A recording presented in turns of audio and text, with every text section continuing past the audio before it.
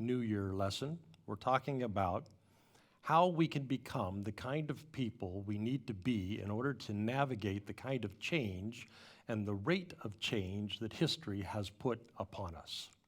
You're going to hear today so much change coming from so many directions, change we cannot stop, change we cannot predict, change we can't even adapt to fast enough. So, what kind of people do we need to be in this environment? We didn't choose this, but it's here, to live well and to thrive and to flourish in an environment with this much change. It's the moment in history that we're living through. We might want to figure out how to do it well. So here are the questions that we'll talk about afterwards. It'll give you some time to be thinking. We'll be looking for, in the discussion time, real-life examples of the stuff you're going to hear in the lesson. You're going to hear in the lesson that we tend to limit our options. We tend to limit possibilities when we approach life driving for predetermined outcomes. We will see how that posture can stop new realities from emerging, how that posture can inhibit new possibilities unfolding. So there are, as yet unseen, options available to us. We want to be seeing them. But there's a reason that our go-to response is pushing, pushing, pushing, because that's part of human nature, and there's a reason why it's part of human nature. So today we're going to be thinking about when is it helpful and when is it not helpful, because being able to distinguish the two is going to be an important part of figuring out how to take on this posture that we'll be talking about today. All right, so be thinking for real-life examples as we go through the lesson. I said in the Thursday email that our world is always changing, but in our lifetimes, the rate of change has been historically extraordinary. And then, in the last few years, a pandemic comes along and speeds up even that already accelerated rate of change. Look at how quickly we are changing how we buy and sell things. And that's just the beginning of that economic shift that's going on right now. We're seeing businesses close at a whirlwind rate who have been doing business one way, and other businesses scrambling to expand and to open to do business a new way. And old employment patterns are being upended as we try to figure out what new employment patterns are going to be in this new way of buying and selling, and who knows where this is all going to end up. We can't see that from here. We're changing the place in society of our essential workers. That role was highlighted during the pandemic, and we see that we need these workers. We've also seen that they are spent, and we've also seen that they're exhausted, delivering essential services often at an unsustainable pace. We've also seen that they can't keep doing what we need them to be doing without enough salary to buy food and housing and transportation and medical care, which is, as we've seen, an unsustainable system. And when anything is unsustainable, what that means is change is out ahead of us. Change is coming. We don't know what the change is going to look like. We don't know how painful it's going to be when it comes, but we know change is coming, and we don't know where this is going to end up. We've seen working from home now. We've seen working with flexible schedules. We've seen some of the benefits, time with family, time to take care of household realities. We've also seen the detriments, increasing isolation and work creeping into our lives in a way that makes boundaries at home difficult to have. And again, who knows where the American workplace is going to end up? Who knows what's going to happen to American workers who live in that workplace when we finally get to whatever the future holds? Long before the pandemic, we were changing who we allow into our lives and who we don't. Politics has expanded and expanded and expanded into all the areas of life so that now even our food has become a political identifier. If you order a burger or if you order chicken tikka masala, that depends on how your zip code voted in the last election. What we eat has become a political identifier. And as more and more of daily life has been identified by politics, we've increasingly narrowed who we let in and who we keep out. And the pandemic just accelerated an already existing trend. Now, even our medical decisions are political decisions. We let in those who mask and vax, or we don't. We keep out those who mask and backs, or we don't. And it's an unsustainable state for a nation that works to be a cohesive, unified reality. And as we've seen, in time, unsustainable breaks. And in time, unsustainable means there is change out there ahead of us. Now, pray God, it's not the kind of change that many of the extremists are advocating, autocracy or civil war or chaos, but change is coming, and who knows where this change is going to end up. We're changing how we learn. Online education, remote learning, for all of its benefits and all of its drawbacks, it's here. And it's changing how we approach education. Our schools are positioned for significant change. For every decade in our nation, from 1900 until 1960, our nation increased funding for public education as a percentage of GDP. And then, for every decade from the 1960s until now, we did just the opposite. We decreased funding for public education as a percentage of GDP. And the pandemic highlighted now that teachers are essential workers. And now we are losing teachers in droves. There has been a rapid increase in unscheduled teacher workdays because principals are simply unable to staff their schools. And so an article I read recently highlighted how working families are finding it increasingly difficult to depend upon schools for when they go to work. Again, not a sustainable pattern, and we don't know how this is going to end up, but what it does say is that there is seismic change out ahead of us. In the last few years, we've all seen how our current way of doing society, our current way of governing and educating and buying and selling and policing, how these systems have perpetuated inequity, race inequity, gender inequity, social class inequity. We have a story that we tell ourselves as Americans that in our nation, we are the land of opportunity, that a child born poor can break out of poverty here. But our rate of social mobility is in the bottom third of developed nations. So either we're going to have to change the story we tell ourselves about ourselves, our identity, what we believe about ourselves, or we're going to have to change those forces that work against social mobility in our nation. Either way, change is out ahead of us. We've become keenly aware of the systems that drive gender inequity and racial inequity, how different it is being black or brown or a woman or poor. Again, unsustainable. As the gap has grown so large, it is insisting that we bring about change. And we don't know how a shift to a more equitable society is going to look. We don't know how that process is going to unfold. It seems unlikely today that we're going to work together to bring about these changes. It seems more likely that we're going to have to fight it out. But there have been turnarounds in times of divisions before. That could happen again. We just don't know. The point is, we don't know where we are going.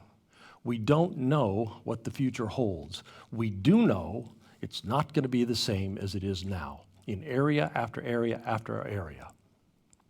Now, these are big social trends, but these big social trends impact your life, your house, your neighborhood, your kids, your school. Now, I've talked to you about this before, and I've been having conversations with folks in our community, and I know that for you, some of us, this pandemic has helped us reprioritize, change the relationships that matter most to us. We've been able to find more time and more space for one another. But I know, having spoken with you, that there are others for whom this has created a harmful and unhealthy way of being isolated, where we've been stuck and unable to connect.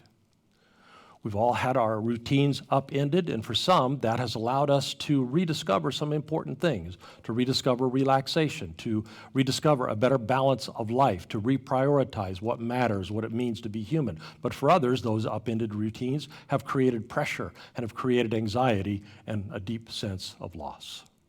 For some, we've changed how we eat for the better, eating out less, making healthier choices. For others, the isolation and the loneliness has caused us to gain weight, to become more sedentary. This tidal wave of history is converging on you and on me. And it's going to impact our kids and our grandkids. The very moment that you are spending your time on this earth is a time of momentous change. And it's such drastic change, and it's coming from so many different directions that we cannot prepare for what is coming because nobody knows. Because we cannot predict where we're going. We don't know. Now, I didn't mention technology. I didn't mention the disruptive power of AI or the disruptive power of climate migration or the things that sit out there waiting before us. So, if we can't see where we're going, then we can't prepare for what we'll do when we get there. And if we can't do that kind of preparation because of the complexity and the enormity of the change before us, then what can we do? Well, it turns out that the spiritual tradition has a lot to say about that. And it turns out that one of the things that we can do is start to prepare for the kind of people we will be when we get to wherever it is that we end up. We can begin to prepare and begin to work on the kind of people who will be able to navigate unforeseeable change. Now, you've heard me say that I love this spiritual community. I think about our health and well-being all the time, but we are not immune to the enormous forces of change that are going on in history. We are not immune to the unforeseeable future that is set out there before us. In the 1970s, active participation in a religious community meant 5 engagements in a month. Maybe that was 4 church services in one group or some variation, 5 engagements in a month. And then our economy changed about 1970, and the price of a square foot of a house, and the price of health insurance, the price of education, the price of a second vehicle, and the price of child care. Those costs begin to escalate way out of proportion to the cost of living. And over the 40 years of that out of proportion rise, by the time we got to the 2000s, those 4, 5 factors together had come to be the equivalent of a second average salary. So we stopped choosing to be a 2-income household, and now we had to be a 2-income household. If you wanted to stay in the middle, you had to be 2 average incomes. So now we have to decide, we're either going to make more than the average salary to be able to send fewer hours out the door or to stay in the middle, or we're going to have to double the hours instead of 40 hours a week, 80 hours a week, and send those hours out the door every week. And that's for 2 adult households. It's even rougher for 1 adult households. And so, given the increase of pressure, given the lack of resilience remaining in the household system, something had to give. And one of the things that had to give was what it meant to do active engagement in religious community. Also had to do with social communities, had to do with civic communities, all kinds of things. But for our purposes, what it meant to be religiously engaged. It went from 5 times a month in 1970 to 2 times a month by the time we got into 2005. Now, 2 times a month is not really enough time to work the circle together. 2 times a month is not really enough time to build a community. 2 times a month is not enough time to work the practices, to work the circle, the communal, the contemplative, and the learning and the serving. So, church leaders now have 2 options. We can browbeat people and tell them not to rest, tell them not to stay home and not to recover from the 80 hours that they're sending out the door every week. Or we have to fundamentally rethink church. We have to rethink how we approach building spiritual community. Now, the problem is that's tough because we don't just have habit. We have 1,700 years of habit. We've been doing it one way for a really long time, and it's difficult to even imagine how we'll make those changes. Now, you've heard me say this before, and you're going to hear a lot more of it and some detail about it as we get into the new year, but we are working on that. We're trying to do it incrementally so we don't create too much of a shock to the system, but we are working on that. So here we are, a whole society, a religious institution, our jobs, our politics, our homes, our friendships, undergoing historically extraordinary change. And we don't know where this wild ride is going to take us, which makes it very tough to predict outcomes and then push for those outcomes, which is usually our go-to response, predict what's going to happen and then push to make it happen. It makes it very difficult to trust that our preconceived expectations will be valid, will be useful, will even be helpful. We just can't see that far into the change that is before us. But it turns out, in the spiritual life, that's not a bad thing. It's an uncomfortable thing, but it's not a bad thing, because that level of uncertainty forces us to become better listeners. That kind of uncertainty forces us to become better discerners of insight and possibility that comes in the quiet spaces. Helps us become better at being listeners and learners, looking for an unforeseen future that can emerge.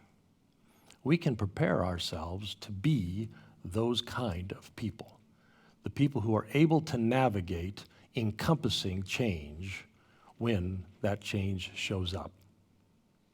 Now, the good news is we can do this.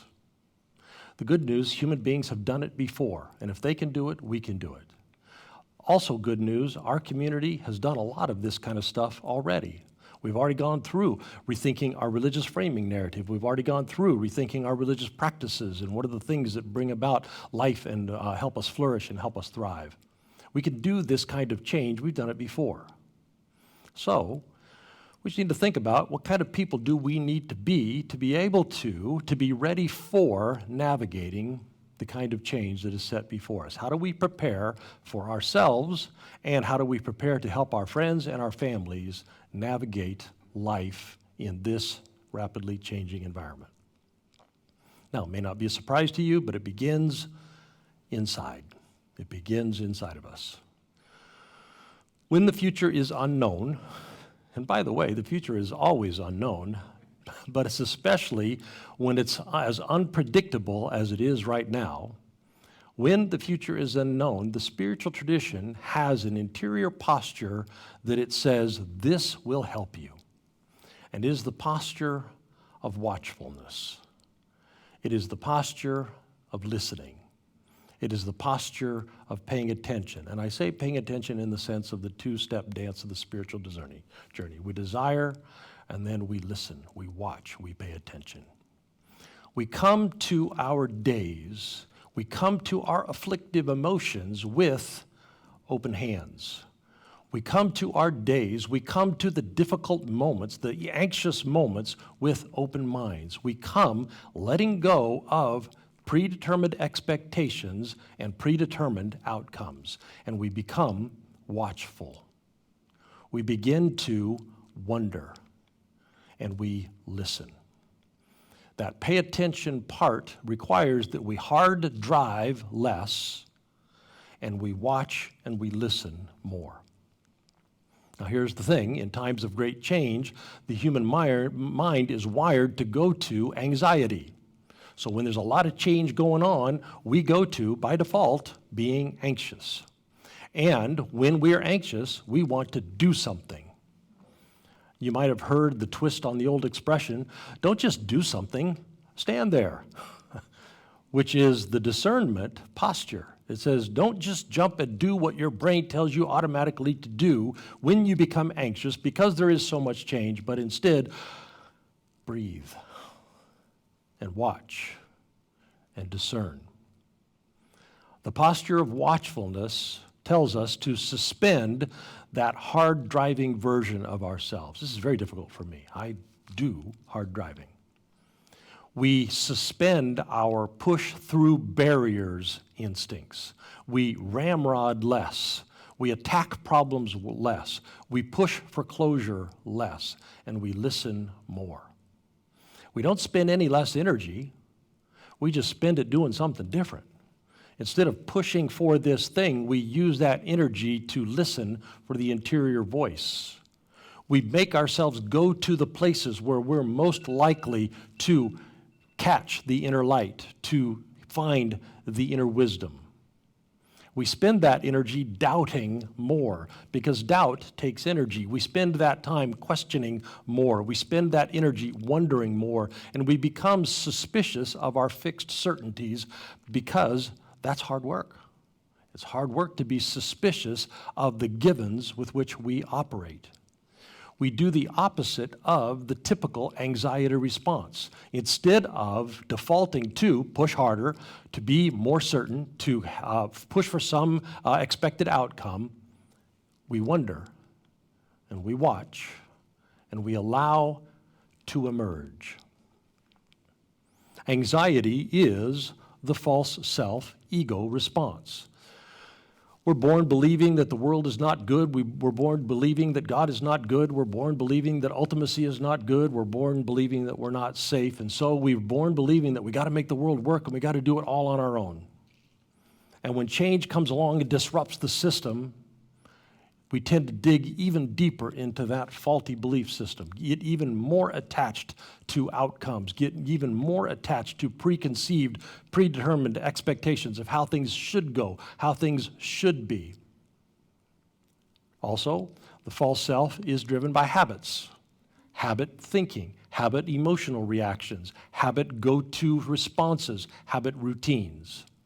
And in times of great change, habit wants to do what we've always done. And doing what we've always done in times of great change is exactly the opposite of what it takes for new possibilities to emerge. It's exactly the opposite of what it takes to discern new potential. So, to be the kind of people that we need to be in a season of as much change as we are going through, to live in this time that we were born, we must do the practices. By the way, did we mention Club Day's coming?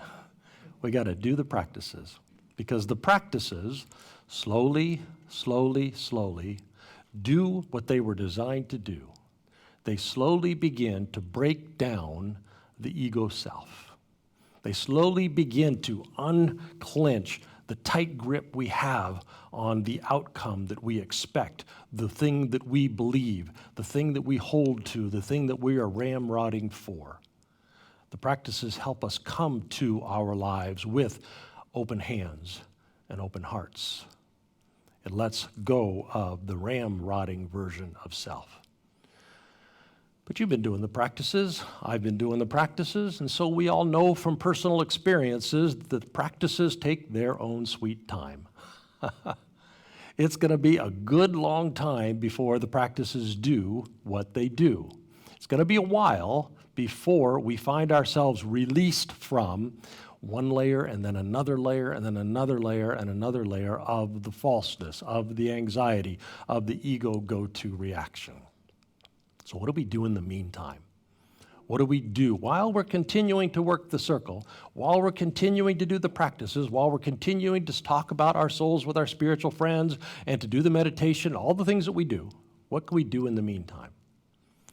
One of the things that we could do is be watchful for one particular thing.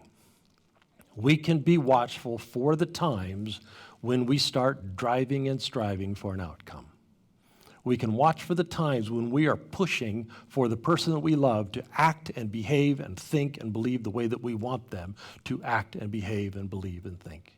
We could watch for those times when we find ourselves pushing for behavior modification in that other person or in that job or in that boss. When we are striving and pushing and driving, we can see it, catch ourselves doing it, and when we do our best to learn how, pay attention to that term, learn how to flip the script. Here are a couple of old-timey spiritual words to help us, the words that we don't actually gravitate to any longer because the way that we use these words now has connotations that are different from the original intent, kind of makes them actually sound like negative words, but they're not. The words are yield and surrender. Yield and surrender. Now, the way that we use language today, they sound to us, they feel to us like giving up. Yield and surrender sounds like giving up, like conceding. They sound passive, and they sound defeatist. And nobody wants that. The spiritual tradition doesn't even want that. But that's not what those old-timey words were going for. What they were going for was a very powerful spiritual tool, a very powerful spiritual posture. Those words were encouraging us to explore the deeper reality from which the daily reality emerges. Because to do that, you have to not be wrapped around the axle of those ramrod outcome instincts. You have to instead be watchful. You can't see the possibility that could emerge when you're too attached to the outcome you're pushing for. So we won't get to see those truer truths emerge. We won't get to see those more beautiful beauties emerge as long as we don't take this step back posture that those two words, yield and surrender, are trying to get us to. The words pointed us to a posture that helps us be watchful, that helps us be listeners and learners. And part of that is accepting what is, and to quit trying to deny this brain trick that we do, trying to deny what already is. Part of that yielding, surrender, is to acknowledge that the past is what the past is, and I do not have any control over that. I cannot change it. I can't push to make it any different. It is what it is. What I can do is I can accept the past. Even though I don't need to be bound by it, I can accept what was. I can also accept the present for what it is. Not what the ego self wants it to be, what I think it should be, how I am pushing for it to be, but to accept the present for what it is, including all the players who are involved in my present. And we can position ourselves to participate in an emerging, not yet seen, but looked for and discerned, deeper reality future. That's what those words were after. Today, we might call it being present to the present moment.